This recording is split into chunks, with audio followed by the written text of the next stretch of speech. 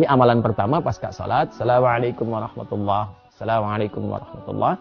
Anda mau lengkapi sampai wabarakatuh boleh, gitu kan? Anda mau assalamualaikum sampai situ boleh. Jadi boleh singkat assalamualaikum, boleh. Kalau di madzhab Maliki itu biasanya yang salam pertama assalamualaikum. Kemudian yang kedua assalamualaikum warahmatullah, ya.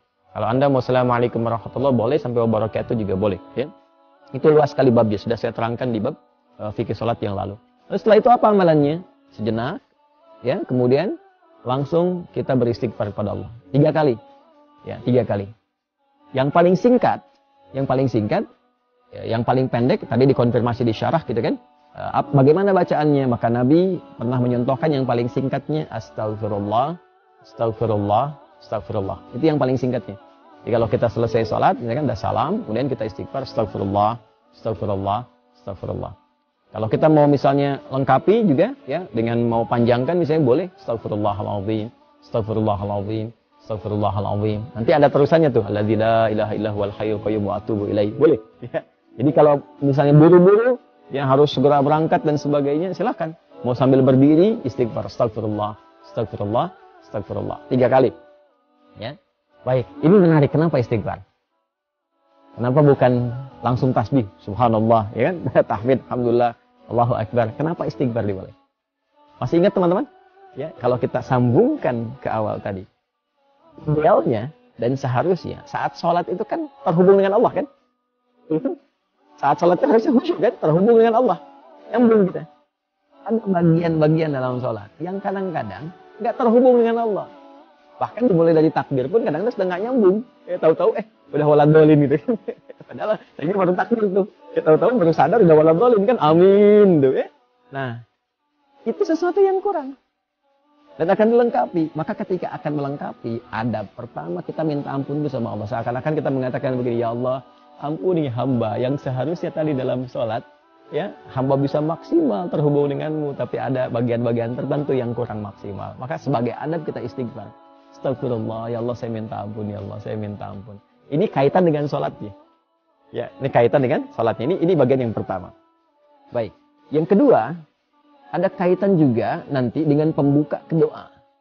Pembuka ke doa. Karena doa ini doa yang terbaik itu salah satunya adalah doa yang dimulai dengan istighfar.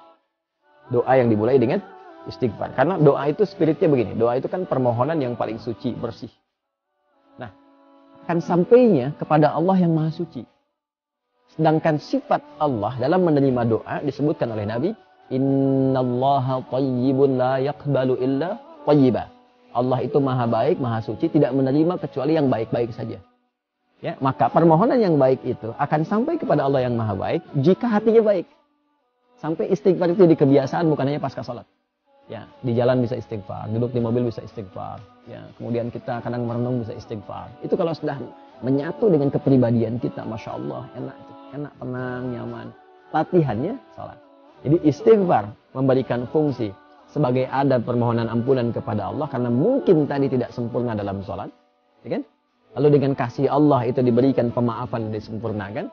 Lalu yang kedua, pembuka untuk menyampaikan permohonan dalam doa kepada Allah yang barangkali karena kondisi tidak terkoneksi tadi, ya, belum mampu, ya, kita menyampaikannya sehingga tidak terjawab dengan maksimal, ya kan?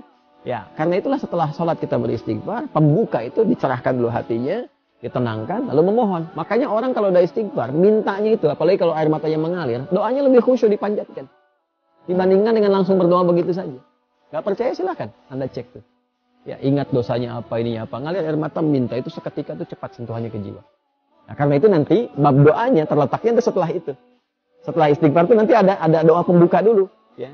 Karena itulah setelah Anda berdoa, ya kan? Setelah Anda istighfar, ya kita istighfar, astagfirullah, astagfirullah. Kalau mau dilengkapi silakan, astagfirullahaladzim, astagfirullahaladzim, astagfirullahaladzim. Kalau astagfirullah itu yang paling pendek ya. Memahaminya jangan begini. Nabi kan katakannya astagfirullah, jadi harus begitu, tidak. Hadis yang lain banyak juga. Satu kan di situ, ini baru satu hadis. Ya, dan astagfirullah kalimatnya itu syarah hadisnya. Syarah hadis ketika dikonfirmasi. Hadis pokoknya menyatakan istighfar dan beristighfar 3 kali. Tak disebutkan bagaimana caranya. Kalau kita ngaji hadis kita temukan ada 3 nih. Versi yang pendek, versi menengah, versi yang panjang. Ya, memahaminya bagaimana? Kalau sedang buru-buru ya kalau mau singkat astagfirullah, astagfirullah, astagfirullah. Kalau sedang agak santai, astagfirullahaladzim, astagfirullahaladzim. Kalau mau lebih panjang lagi, lebih santai lagi, astagfirullahaladzim. Alladzi la ilaha illa huwal hayyul qayyum wa atubu ilaih, gitu kan? Astagfirullahaladzim, alladzi la ilaha illa huwal hayyul qayyum wa atubu ilaih. Atubu untuk pribadi, natubu untuk banyakan.